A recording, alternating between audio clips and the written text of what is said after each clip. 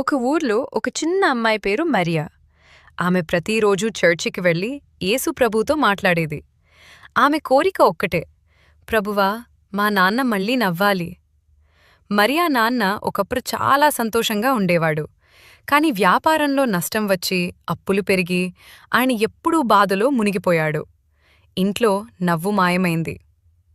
ఒకరోజు మరియా తన చిన్న పొదుపు డబ్బంతా తీసుకుని చర్చిలోని హుండీలో వేసింది. పాస్టర్ అడిగాడు, ఇదెందుకమ్మా? ఆమె కన్నీళ్లతో చెప్పింది, యేసయ్యా, నా నాన్నకి మళ్ళీ ఆనందం కొనిపెట్టాలి. ఆ మాట విన్న వారందరూ కదిలిపోయారు. పాస్టర్ మరియు చర్చిలోని కొంతమంది కలిసి వారి కుటుంబానికి సహాయం చేశారు. అప్పులు కొంత తగ్గాయి. మరియా నాన్నకు చిన్న పని కూడా దొరికింది.